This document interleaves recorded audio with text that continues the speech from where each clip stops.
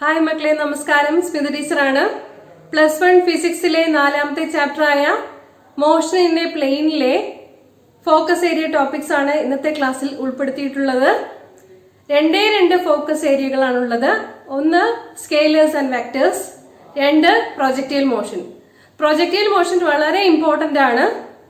Scalars and vectors, അതിൽ vectors വളരെ vast ആയിട്ടുള്ളൊരു ടോപ്പിക്കാണ്. വെക്ടേഴ്സ് ജസ്റ്റ് ഒന്ന് കവർ ചെയ്യുന്നതേ ഉള്ളൂ ഇന്നത്തെ ക്ലാസ്സിൽ. വെക്ടേഴ്സിനെ സംബന്ധിച്ച കൂടുതൽ ക്ലാസ്സുകൾ ഞാൻ നേരത്തെ തന്നിട്ടുണ്ട്. പ്ലേലിസ്റ്റ് ആക്കി ഡിസ്ക്രിപ്ഷൻ ബോക്സിൽ തന്നിരിക്കാം, ഒന്ന് കാണണം. Analytical method of vector addition ഒക്കെ അതിൽ എക്സ്പ്ലെയിൻ ചെയ്തിട്ടുണ്ട്. ഈ ക്ലാസ്സിൽ തൽക്കാലം സ്കെയിലേഴ്സ് ആൻഡ് വെക്ടേഴ്സ് ജസ്റ്റ് ഒന്ന് പറഞ്ഞു പോകുന്നതേ ഉള്ളൂ. പ്രൊജക്റ്റൈൽ മോഷൻ വളരെ വളരെ ഇമ്പോർട്ടന്റ് ആണ്. 6 മാർക്കിന്റെ ചോദ്യങ്ങളാണ് 60-ൽ മോഷനിലെ പ്ലെയിനിൽ നിന്ന് പ്രതീക്ഷിക്കാവുന്നത്. ഒരു എസ്സേ ക്വസ്റ്റ്യൻ ഉറപ്പായിട്ടും ഉണ്ടാവും. പ്രൊജക്റ്റൈൽ മോഷനിൽ നിന്ന് 3 ഡെറിവേഷൻസ് വളരെ ഇമ്പോർട്ടന്റ് ആയിട്ട് പഠിക്കാനുണ്ട്. പ്രൊജക്റ്റൈൽ മോഷനെ കൂടുതൽ ഇമ്പോർട്ടൻസ് കൊടുത്തുകൊണ്ട് ഉള്ളൊരു ക്ലാസ് ആണ് ഇത്. പൂർണ്ണമായും എക്സാം പോയിന്റ് ഓഫ് വ്യൂവിൽ എഡിറ്റ് ചെയ്ത് തയ്യാറാക്കിയിരിക്കുന്ന ഒരു ക്ലാസ്. എല്ലാവർക്കും ക്ലാസ്സിലേക്ക് സ്വാഗതം.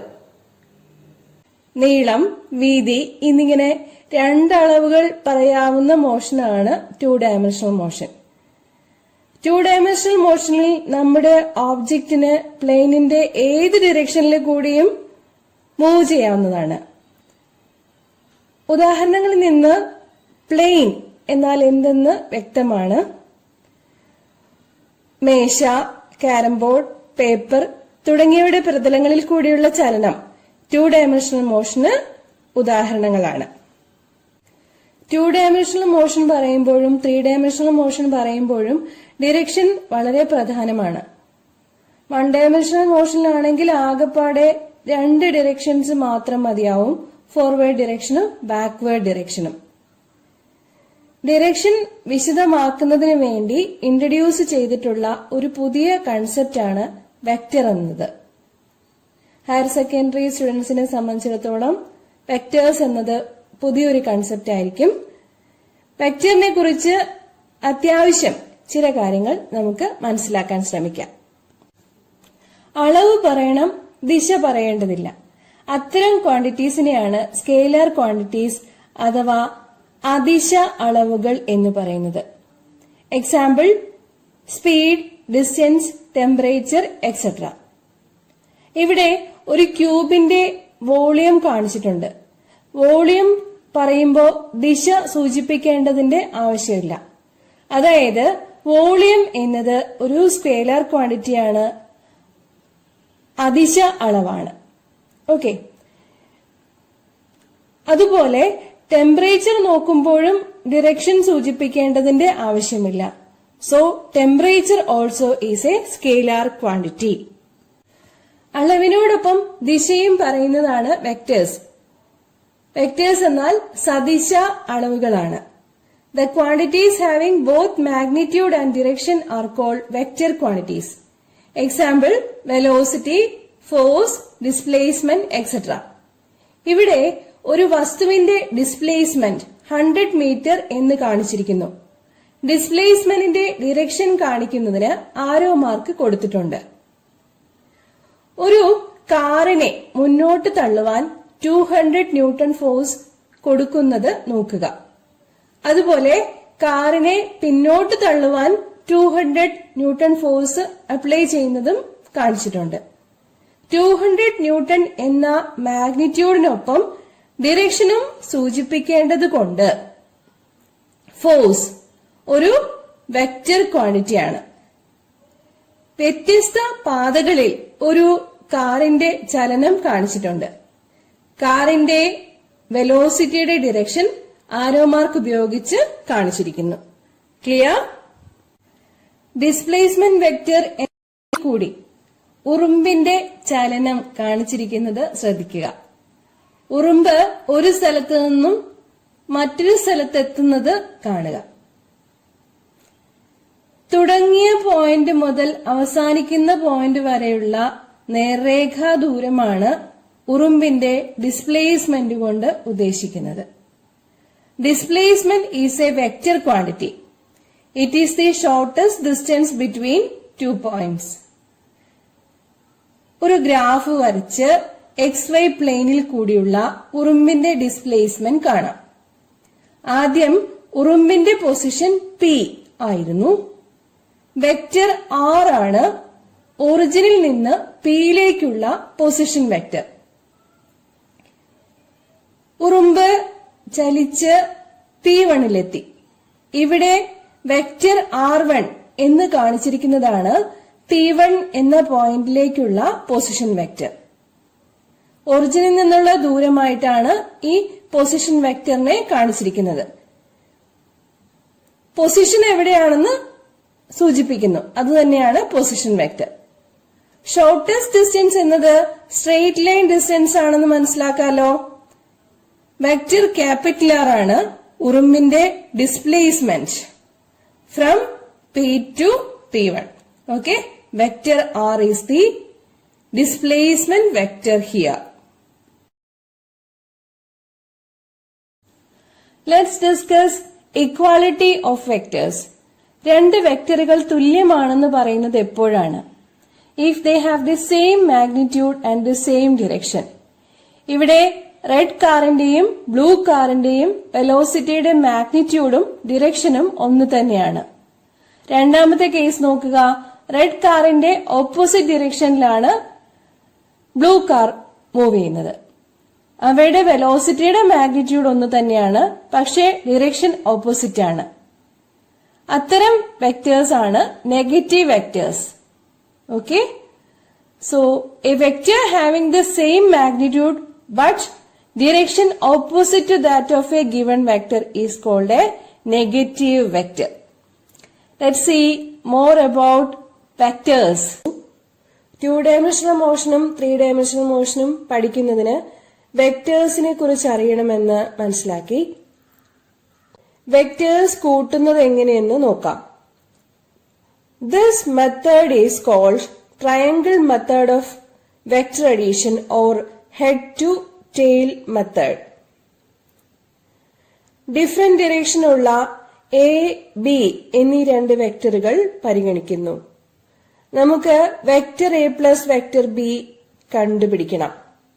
അതിനെന്തു ചെയ്യും? വെക്ടർ എയുടെ തലഭാഗത്ത് അല്ലെങ്കിൽ ആരോ ഹെഡ് വരുന്ന ഭാഗത്ത് വെക്ടർ എയുടെ വാലുഭാഗം അതായത് ടെയിൽ വരുന്നത് പോലെ വെക്കുന്നതായി പരിഗണിക്കുക. എന്നിട്ട് എയുടെ വാലും ബിയുടെ തലയും ചേർത്ത് വരയ്ക്കുക. റിസൾട്ടന്റ് വെക്ടറിന്റെ ഡിറക്ഷൻ ഇവിടെ കാണിച്ചിരിക്കുന്നത് നോക്കുക. മൂന്നാമത്തെ വശം ട്രയാങ്കിളിന്റെ OQ is the resultant vector R, which is equal to the vector A plus vector B. ഇതാണ് നമ്മുടെ triangle method of vector addition or head to tail method of vector addition. Clear? Next, let us consider parallelogram method of vector addition. രണ്ട് വെക്ടറുകൾ vector A and vector B. They are having different directions as shown in the figure. രണ്ട് വെക്ടറുകളും കൂട്ടിയെടുക്കണം. എന്തു ചെയ്യും? രണ്ടിന്റെയും വാലുഭാഗം ഒരുമിച്ച് ഇവിടെ കാണിച്ചിരിക്കുന്നത് പോലെ ഒരു കോമൺ ഒറിജിൻ ഓയിലേക്ക് കൊണ്ടുവരണം. ഇനിയോ വെക്ടർ എയ്ക്കും വെക്ടർ ബിക്കും സമാന്തരമായി അതായത് പാരലൽ ലൈൻസ് വരച്ച് പാരലലോഗ്രാം OQSP പൂർണ്ണമാക്കണം. എന്നിട്ടോ ഓയിൽ നിന്ന് എസിലേക്ക് പാരലോഗ്രത്തിന്റെ ഡയഗണൽ വരയ്ക്കണം. ആ ഡയഗണൽ സൂചിപ്പിക്കുന്നത് resultant vector vector R equal to vector A plus vector B ആയിരിക്കും. ഇനി ഒന്നുകൂടി നോക്കിക്കോളൂ. Parallelogram method of vector addition എന്നത് ട്രയാങ്കിൾ മെത്തേഡ് തന്നെയാണ്. അതായത് എയുടെ ഹെഡിനോട് ബിയുടെ ടെയിൽ വരത്തക്ക രീതിയിൽ വരച്ച് എയുടെ വാലും ബിയുടെ തലയും ചേർത്ത് നേർരേഖയിൽ വരച്ചാൽ കിട്ടുന്നത് ട്രയാങ്കിളിന്റെ മൂന്നാമത്തെ വശമായിരിക്കും. അത് രണ്ട് വെക്ടറുകളുടെയും തുകയെ സൂചിപ്പിക്കും. സോ ട്രയാങ്കിൾ മെത്തേഡ് തന്നെയാണ് പാരലലോഗ്രാം മെത്തേഡിലും വരുന്നത്. Okay, subtraction of vectors. ഇനി നമുക്ക് ഒരു വെക്ടറിൽ നിന്ന് മറ്റൊന്നിനെ കുറയ്ക്കുന്നത് എങ്ങനെയെന്ന് നോക്കാം. ഇവിടെയും ഡിഫറെന്റ് ഡിറക്ഷനുള്ള രണ്ട് വെക്ടേഴ്സ് ഉണ്ട്. വെക്ടർ എയുടെ തലയോട്, അതായത് ആരോ ഹെഡ് വരുന്നിടത്ത് വെക്ടർ ബിയുടെ വാല് ചേർത്ത് വെക്കുക. റിസൾട്ടന്റ് വെക്ടർ സൂചിപ്പിക്കുന്നത് vector A plus vector B ആയിരിക്കും. വെക്ടർ ബിയെ വെക്ടർ എയിൽ നിന്നും കുറയ്ക്കണമെന്ന് വിചാരിക്കുക. എന്തു ചെയ്യും? വെക്ടർ ബിയുടെ വിപരീത ദിശയിൽ, അതായത് ടെയിൽ വരുന്നിടത്ത് വെക്ടർ ബിയുടെ വാലുഭാഗത്ത് മൈനസ് വെക്ടർ ബിയുടെ വാല് വരുത്തുക. അതായത് മൈനസ് വെക്ടർ ബി വരുത്തുക. എന്നിട്ട് എയുടെ വാലും മൈനസ് ബിയുടെ തലയും ചേർത്ത് ലൈൻ വരയ്ക്കുക. റിസൾട്ടന്റ് വെക്ടർ R2 എന്നത് vector A minus vector B ആയിരിക്കും. ഇവിടെ ട്രയാങ്കിളിന്റെ മൂന്നാമത്തെ വശം രണ്ട് വെക്ടറുകളുടെ ഡിഫറൻസിനെ സൂചിപ്പിക്കുന്നു. Resolution of vectors. ഒരു വെക്ടറിനെ കമ്പോണന്റ്സ് ആയി സ്പ്ലിറ്റ് ചെയ്യുന്നതിനെയാണ് റെസൊല്യൂഷൻ ഓഫ് വെക്ടർ എന്ന് പറയുന്നത്. XY പ്ലെയിനിൽ വെക്ടർ P എന്നൊരു വെക്ടർ ഉണ്ടെന്നിരിക്കട്ടെ. ആ വെക്ടറിനെ X ആക്സിസിലേക്ക് ഹൊറിസോണ്ടൽ കമ്പോണന്റ് PX എന്നും Y ആക്സിസിലേക്ക് വെർട്ടിക്കൽ കമ്പോണന്റ് PY എന്നും സ്പ്ലിറ്റ് ചെയ്യാവുന്നതാണ്. സ്പേസിലാണ് വെക്ടർ P യെ പരിഗണിക്കുന്നതെങ്കിൽ X, Y, Z എന്നീ മ്യൂച്വലി പെർപെൻഡിക്കുലർ കമ്പോണന്റ്സ് ആയി PX, PY, PZ എന്നെടുക്കാവുന്നതാണ്. ഇവിടെ നോക്കിക്കോളൂ. ട്രയാങ്കിൾ മെത്തേഡ് പ്രകാരം vector P equal to vector PX plus vector PY. Vector P X ആക്സിസുമായി തീറ്റ ആംഗിൾ ഉണ്ടാക്കുന്നു എന്ന് കരുതുക. Then PX is the adjacent side of angle theta, which is P cos theta. PY is the opposite side of angle theta, which is P sin theta. Pythagoras theorem നമുക്കറിയാലോ. P square equal to PX square plus PY square.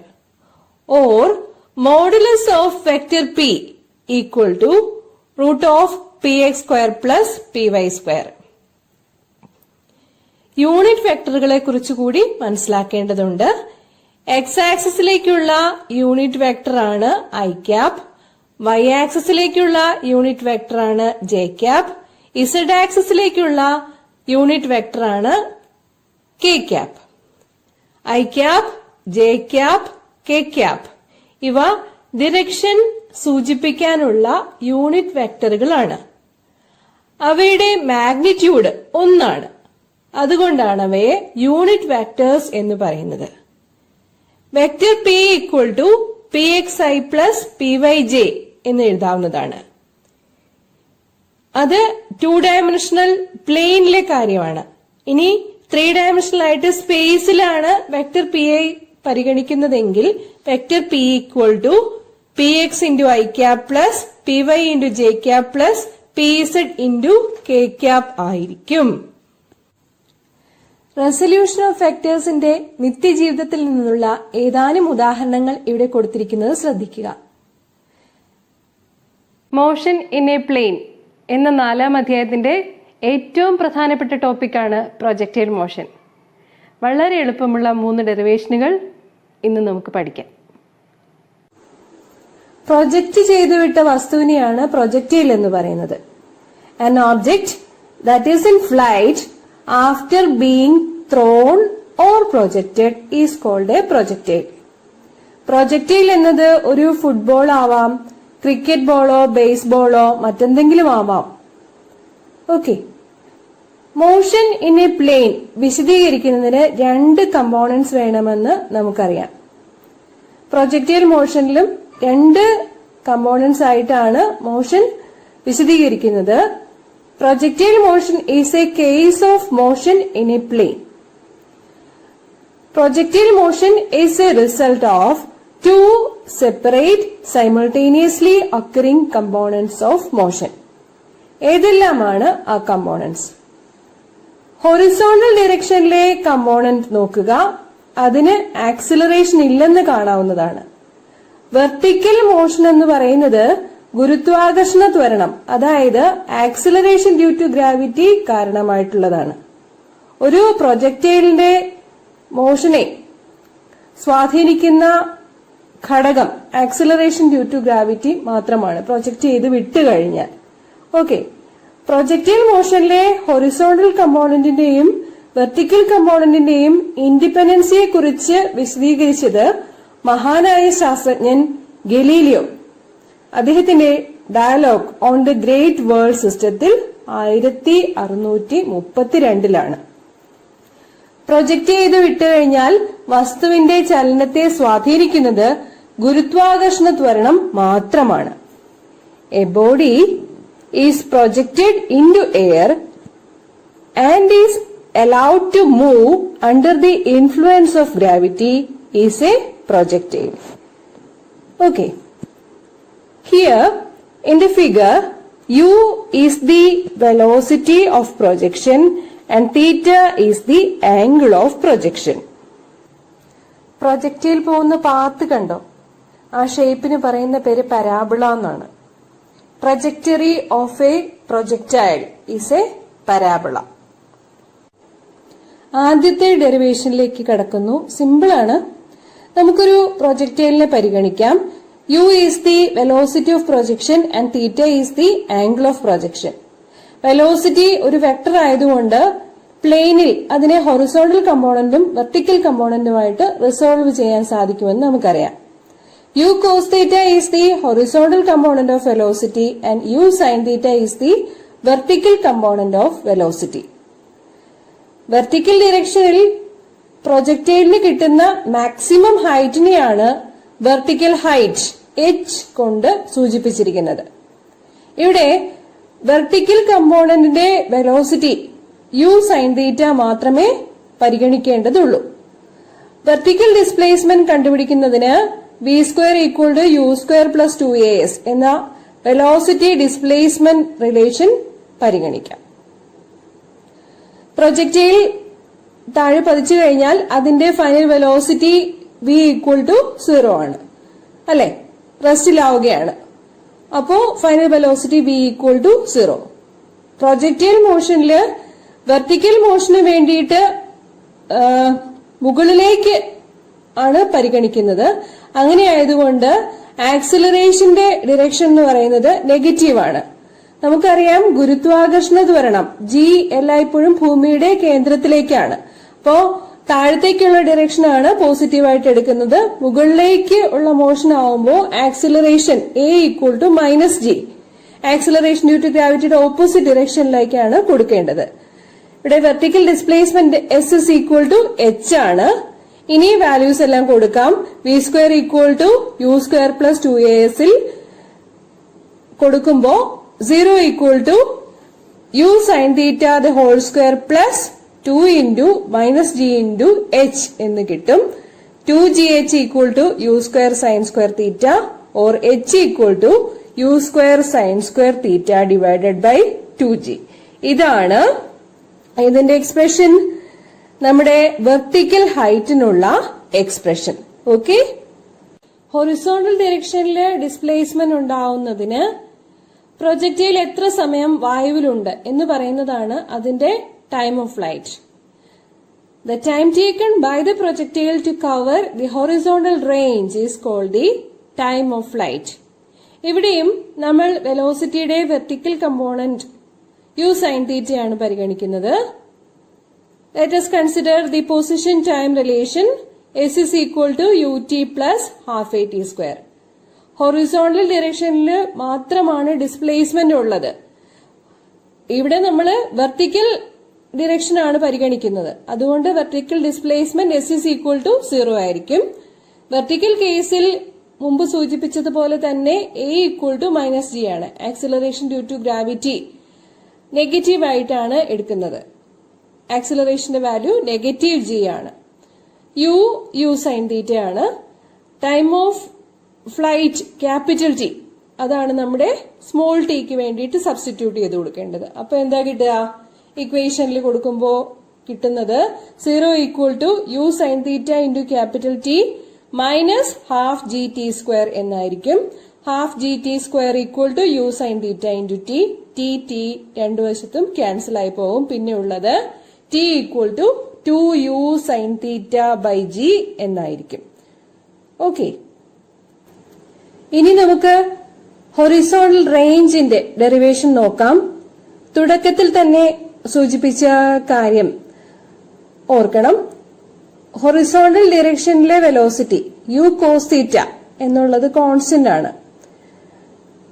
Air resistance പരിഗണിക്കുന്നില്ല. അങ്ങനെ ആവുമ്പോൾ U cos തീറ്റ constant ആയിട്ട് എടുക്കാവുന്നതാണ്. Horizontal ഡയറക്ഷനില് പ്രൊജക്ടൈലിന് എത്ര ദൂരത്തിൽ ചെന്നു വീഴാനാവുന്നു എന്നതാണ് ഹൊറിസോണ്ടൽ റേഞ്ച് കൊണ്ട് ഉദ്ദേശിക്കുന്നത്. ഇവിടെ അൺആക്സിലറേറ്റഡ് മോഷൻ ആണ് ഹൊറിസോണ്ടൽ ഡയറക്ഷനിൽ. അങ്ങനെ ആവുമ്പോൾ ഡിസ്പ്ലേസ്മെന്റിന്റെ equation S is equal to V T ആണ്. ഡിസ്പ്ലേസ്മെന്റ് എസ് എന്നുള്ളത് റേഞ്ച് ക്യാപിറ്റൽ ആർ ആണ്. പ്രൊജക്ടൈലിന്റെ റേഞ്ച് ക്യാപിറ്റൽ ആർ ആണ് ഇവിടുത്തെ എസ്. വി എടുക്കേണ്ടത് ഹൊറിസോണ്ടൽ കമ്പോണന്റ് ഓഫ് വെലോസിറ്റി, അതായത് യു കോസ് തീറ്റ ആണ്. ടി എന്നുള്ളത് time of flight capital T ആണ്. അതിന്റെ വാല്യൂ നേരത്തെ നമ്മൾ വർക്ക്ഔട്ട് ചെയ്തിട്ടുണ്ട്. അങ്ങനെയാകുമ്പോൾ S is equal to V ടിയിൽ സബ്സ്റ്റിറ്റ്യൂട്ട് ചെയ്ത് കൊടുക്കുക. R range R equal to U cos theta into capital T എന്നായിരിക്കും. Or range capital R equal to U cos theta into 2u sine theta divided by G. Time of ഫ്ലൈറ്റിന്റെ equation 2u sine theta by G ആണല്ലോ. So R equal to U into U square. U square 2 sine theta cos theta by G. പക്ഷേ നമുക്കറിയാം 2 sine theta cos theta എന്നുള്ളത് sign 2 theta ആണ്. അതുകൊണ്ട് capital R range equal to u square sine 2 theta by g. എപ്പോഴാണ് range maximum ആകുന്നത്? Sine 2 തീറ്റയ്ക്ക് maximum value വരുമ്പോൾ. Sine 2 തീറ്റയ്ക്ക് വരാവുന്ന മാക്സിമം വാല്യൂ എന്ന് പറഞ്ഞാൽ 1 ആണ്. സൈൻ 90 ആണ് 1. So 2 theta equal to 90 degree, theta equal to 45 degree. അങ്ങനെ ആകുമ്പോൾ ആർ മാക്സിമം വാല്യൂ കിട്ടുക യു സ്ക്വയർ ബൈ ജി എന്നുള്ളതായിരിക്കും. യു നമ്മുടെ വെലോസിറ്റി ഓഫ് പ്രൊജക്ഷൻ ആണ്. G acceleration due to gravity ആണ്. ഏറ്റവും ദൂരത്തിൽ ചെന്നു വീഴുന്നതിന് നമ്മുടെ പ്രൊജക്ടൈൽ 45 ഡിഗ്രിയിൽ പ്രൊജക്ട് ചെയ്യണം എന്നർത്ഥം. ഇവിടെ ഇല്ലസ്ട്രേഷനിൽ ഇക്കാര്യം വ്യക്തമായിട്ട് കാണിച്ചിട്ടുണ്ട്. നോക്കിക്കോളൂ.